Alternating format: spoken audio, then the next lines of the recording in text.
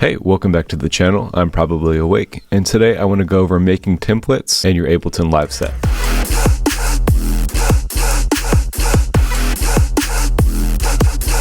So for me, I always have a default template that I load into every time I open up my Ableton set. This basically just helps me get going a little bit quicker rather than having to go in and create individual tracks for everything I need. If you haven't done this already, I highly suggest you do so. But if you have, go ahead and skip ahead and we'll go about how to create a specific template for a specific type of genre. And that timestamp is here. So if you're loading into Ableton and you don't have anything loaded, the first thing you want to do is you want to go ahead and create some tracks and group them. So for me, when I create music, I always start with drums. I think it's just easier to get a flowing drum pattern going, especially one that hits hard and is going to fit the genre or the style of music that I want to write. So that's what I lay down first. So for this, all I have here is I have a sidechain trigger track, and this is just empty. However, when I do drag a kick into here, that is what I use as my trigger. And then for the drum kit, I have kick, snares, and toms. Usually this toms is just representing a fill. However, I have it as toms just in case. However, I have it as toms just as a generic name, and I usually rename it if I do something else in that track. So I have all three of these grouped together, and then for my drum kit, I just have a drum full parallel processor. This is just taken directly from the glue compressor presets. I don't think I have anything edited here. However, if you need to edit some things to make it fit your genre better, you have the threshold makeup, and then I usually just have this soft clip on so this drums hit a little bit harder. You can see I also have this dry wet at 50%. For the kick, I don't have any EQ or anything on here standard. However, if I do have a kick that needs some work, I'm going to go ahead and just drag an EQ8 on here. However, for the snare, I do have everything below 200 Hertz taken out of. I produce a lot of tracks where the kick is lying under the snare, so we don't really need these frequencies under here. And for the toms, I usually EQ these as well. However, nothing is in the default set, so I just usually do that while I'm producing. For the tops, I do have a little bit different of a setup here. For here, I have the EQ cutting out frequencies under 416. So basically just getting the top ends of the top, so hi-hats, rides, crashes, etc. Then I have this drum full parallel processor again after the EQ, followed by sidechain that is just taking the audio from our sidechain track up here. For master, I just keep a limiter on my master. I don't consider it really a right or wrong thing. I think it just helps me stay in line a little bit, and I've been doing it for a long time now, so I'm kind of used to what it does to the track. I start all my tracks with a limiter on the master, and in fact, I start all my tracks just like this. Now, if you want to get into something that's a little bit more complex, we can go ahead and make something like a live set for rhythm production or dubstep or EDM or whatever you produce. Today, I'm going to go ahead and go for rhythm. I have my drum kit here, I have the tops, and then the sidechain. The first thing I want to do is I'm going to go ahead and create some more tracks. And what I'll do here is I'm going to group these together, and then I'm just going to call this my bass group, and then I can duplicate this group. I can call this my synth group, duplicate the synth group, and then call this my effects group, and then I'll duplicate that one more time. But instead of having audio in this group, I'll go ahead and erase 3 of the audio tracks. I'll create a MIDI track. This will be my drop sub, and then I will just have a song sub.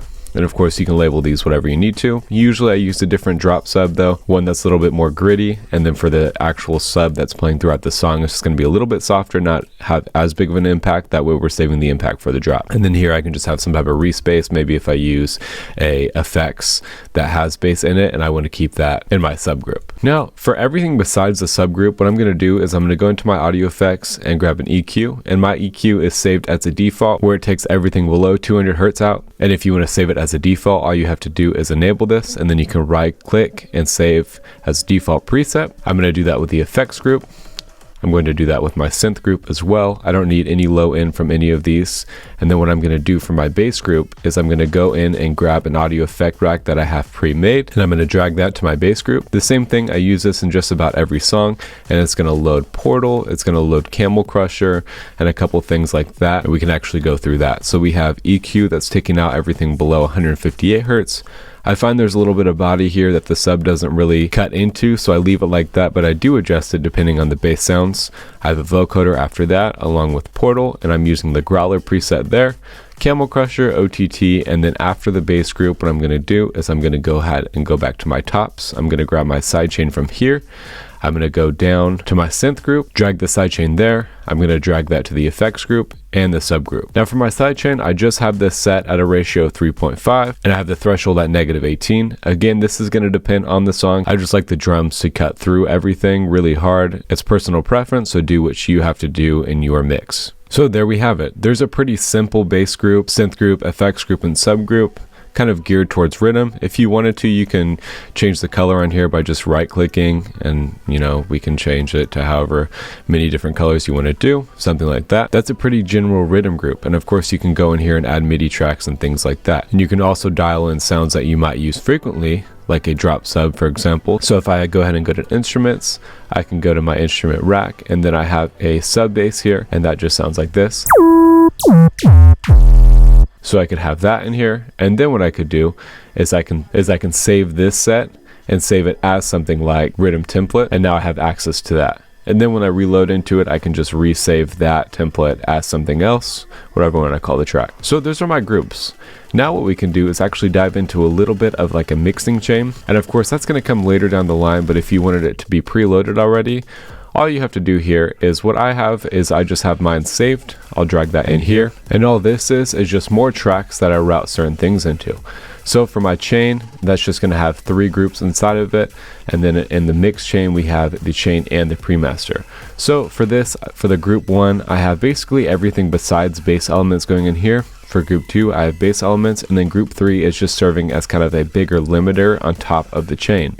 And then for our pre-master, we're going to have our more important sounds like drums and vocals that we really want to cut through the mix. Something like this is super easy to make. All you have to do is just group a couple tracks together. I just use limiters at a ceiling of -2 decibels. You could also use saturators if you want things to be really distorted.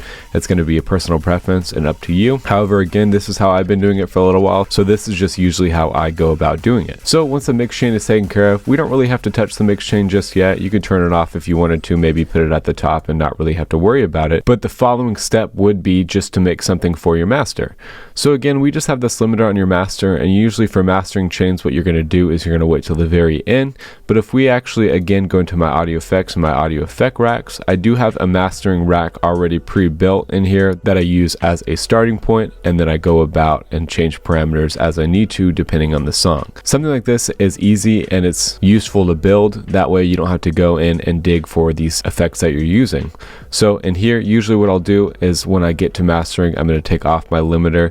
I'm going to add this Munson EQ, the ozone, and then a little bit of a saturator at the end. This is just soft clipping to really boost it right at the last moment, and I feel like the saturator is what kind of makes it comparable to other songs that have been professionally mastered. Again, you don't have to keep this on your project file the whole time, but it is useful to make and have. That way you can just drag and drop without having to load these things back in. Any save time is really useful, especially when you've been in a session for a long time and you want to get things going quickly. So again, you can just drag these things into a audio effect rack. You can Command or Control G to group it, and then what you can do is for this mastering effect rack right here, you can just press save, and then you can save it as the mastering chain. So for me personally, that's how I'm going to go about making a template for a rhythm track.